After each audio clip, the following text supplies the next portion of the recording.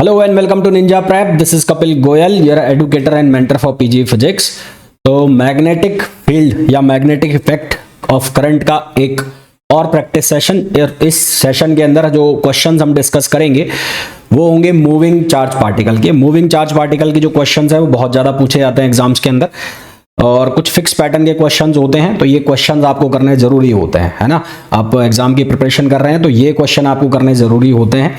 इस तरह के क्वेश्चंस जरूर कर लेना, मैं जो करा रहा हूँ वो, और उसके अलावा आपको कोई क्वेश्चन मिले इस तरह के जरूर कर लेना, क्योंकि डायरेक्शन पूछ ली जाती है कि वेलोसिटी किस डायरेक्शन में होगी चार्ज की, या उस पर फोर्स किस डायरेक्शन में लगेगा, वो किस तरह का पाथ बनाएगा। तो इस तरह के क्वेश्चन यहाँ पर पूछे जाते हैं। तो चलिए स्टार्ट करते हैं। तो पहला जो क्वेश्चन है उसके अंदर हमें पूछा गया है, charge particle moving in a magnetic field experience a resultant force. कोई चार्ज पार्टिकल है जो मैग्नेटिक फील्ड में मूव कर रहा है, तो उसके ऊपर लगने वाला जो रिजल्टेंट फोर्स है वो फील्ड की डायरेक्शन में होगा, या फिर फील्ड के ऑपोजिट डायरेक्शन में होगा, या फिर जो वेलोसिटी और फील्ड की डायरेक्शन है उसके परपेंडिकुलर होगा, या इनमें से कोई नहीं। तो देखो हम ये पढ़ते हैं कि जो मैग्नेटिक फोर्स है जिसको हम लिखते हैं एफ एम से, वो किसके बराबर होता है, क्यू वी क्रॉस बी, है ना। वो किसके बराबर होता है, क्यू वी क्रॉस बी, जहां क्यू जो है वो किसकी वैल्यू होती है, क्यू वैल्यू होती है चार्ज की, वी जो वैल्यू होती है वो होती है वेलोसिटी की, और बी जो वैल्यू है वो क्या होता है, मैग्नेटिक फील्ड। बी जो है वो क्या होता है, मैग्नेटिक फील्ड होता है।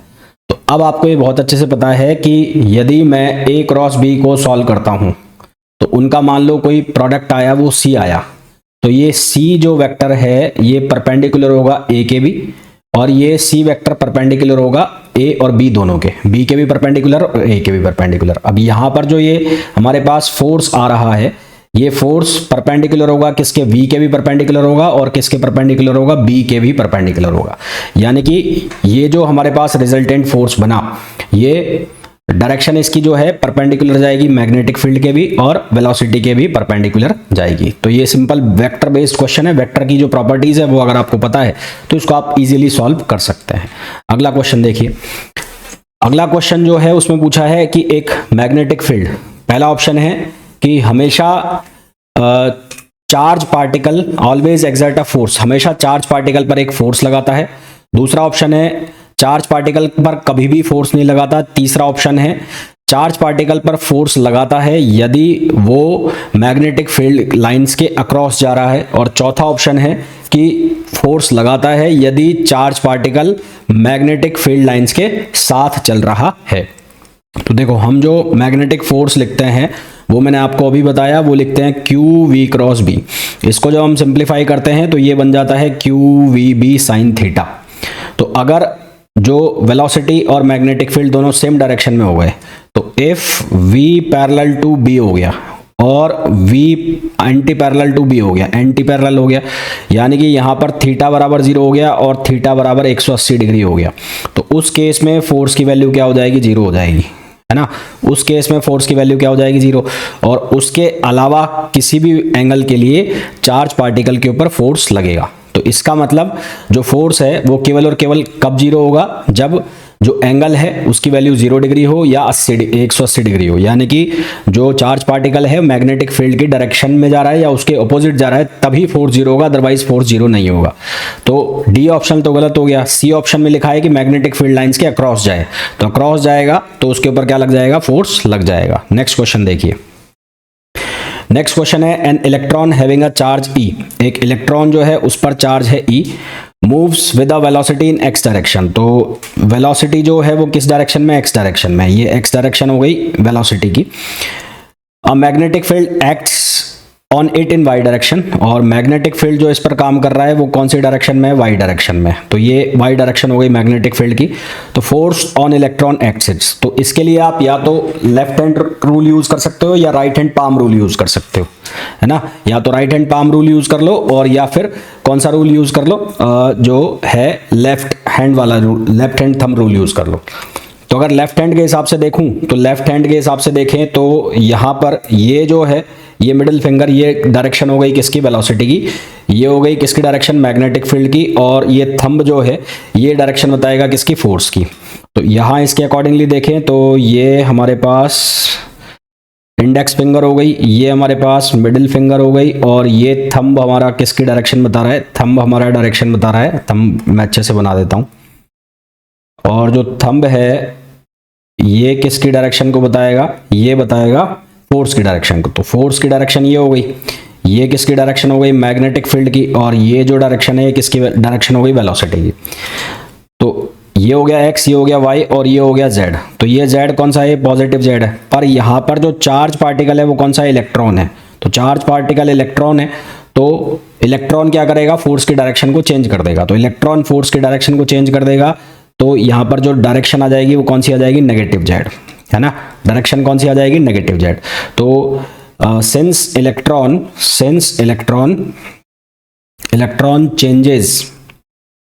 changes the direction of force, hence answer will be negative z direction, तो आंसर क्या होगा, नेगेटिव z डायरेक्शन होगा, जो कि ऑप्शन हो जाएगा डी।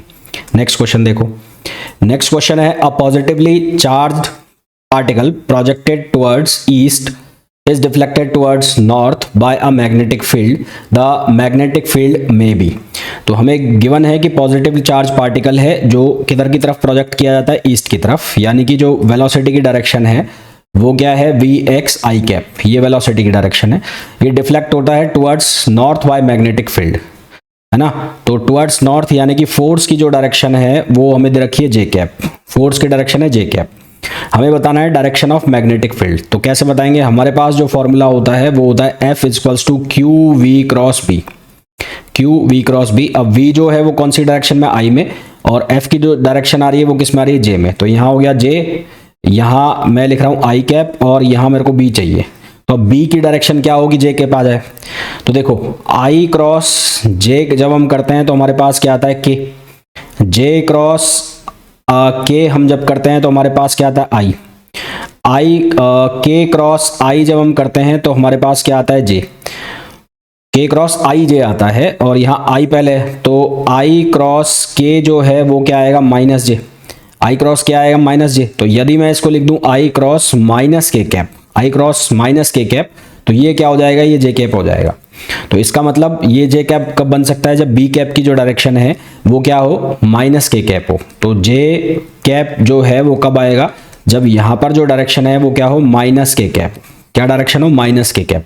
और माइनस के कैप का मतलब क्या हो गया कि जो इसकी डायरेक्शन है वो किधर रहेगी, डाउनवर्ड्स, है ना। इसकी जो डायरेक्शन है वो किधर रहेगी, डाउनवर्ड्स रहेगी। तो आंसर हमारे पास क्या आ जाएगा, डी आ जाएगा। तो इसको डायरेक्शन आप ऐसे ले लो, ये x हो गया, ये y हो गया, तो ये x हो गया, ये y हो गया, ये पॉजिटिव z हो गया।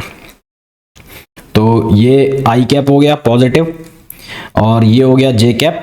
तो जो मैग्नेटिक फील्ड है वो उसकी डायरेक्शन क्या होगी, उसकी डायरेक्शन होगी नेगेटिव में। तो यहाँ मैग्नेटिक फील्ड जा रहा होगा ऐसे, तो ये मैग्नेटिक फील्ड आ गया, ये आ जाएगी वेलोसिटी। इन दोनों का जब हम रिजल्टेंट फोर्स निकालेंगे तो उसकी डायरेक्शन आ जाएगी f, और यहां पर कौन आ गया, इलेक्ट्रॉन आ गया। ठीक है, नेक्स्ट क्वेश्चन देखो।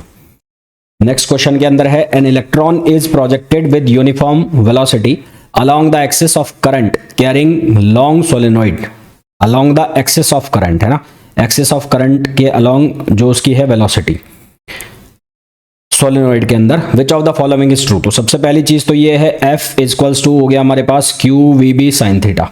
अब हमें जो इन्फॉर्मेशन गिवन है कि जो वेलोसिटी है अलोंग द एक्सिस है, तो since velocity is along the axis, velocity is along the axis, velocity जो है वो एक्सिस के अलोंग है, तो उस केस में थीटा की वैल्यू कितनी हो जाएगी, 0 डिग्री। और थीटा 0 हो जाएगा तो ये इलेक्ट्रॉन के लिए मैं चार्ज को लिख दूंगा E, तो ई वी बी, और ये हो जाएगा साइन 0 डिग्री।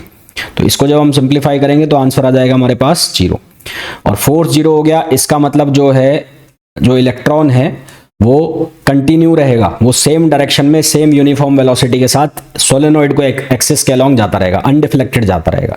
तो इसका मतलब ये है कि जो इलेक्ट्रॉन है वो कंटिन्यू मूव करेगा along the axis of solenoid with uniform velocity. तो आंसर हमारे पास क्या आ जाएगा, डी आ जाएगा। अगला क्वेश्चन देखिए, अगला क्वेश्चन है the work done by magnetic field on a moving charge तो हम ये पढ़ते हैं कि जो F है वो किसके बराबर होता है, क्यू वी क्रॉस बी, और ये हमारे पास होता है मैग्नेटिक फोर्स। अब ये जो मैग्नेटिक फोर्स है ये परपेंडिकुलर होता है किसके, वेलोसिटी के, और जो वर्क डन हम निकालते हैं, work done per unit time, ये होता है किसके बराबर, एफ डॉट वी। किसके बराबर होता है, एफ डॉट बी, अब वी सॉरी, तो थीटा यहाँ से कितना हो गया 90 डिग्री, तो डॉट प्रोडक्ट में 90 डिग्री कितना हो जाता है, 0 हो जाता है। तो इसका मतलब जो फोर्स लग रहा है उसकी वजह से जो वर्क डन आएगा वो कितना आएगा, 0 आएगा। तो 0 because F x perpendicular to velocity. Next question देखो, a proton enters a magnetic field of flux density 1.5 Weber per meter square with a velocity 2 into 10 power 7 meter per second at an angle of 30 degree with the field, the force acting on it। तो F is equals to क्या होता है, QVB sin theta, angle की value 30 degree है, Q कितना हो गया 1.6 into 10 power minus 19, velocity कितनी है, वेलोसिटी है 2 into 10 power 7, और मैग्नेटिक फील्ड कितना है, मैग्नेटिक फील्ड है 1.5 वेबर पर मीटर स्क्वायर। तो यहां से साइन 30 डिग्री, साइन 30 डिग्री कितना हो जाएगा, 1/2 हो जाएगा। तो ये कितना बन जाएगा, ये हो जाएगा 3.2, और 10 पावर माइनस 19, तो ये कितना हो जाएगा 10 पावर माइनस 11 नहीं 12, 12 6 18 19, हाँ तो ये कितना हो जाएगा 12 हो जाएगा, हाँ 7 गया ना, तो हाँ 10 पावर माइनस 12, और ये हो गया 1.5, और साइन 30 डिग्री हो गया 1/2।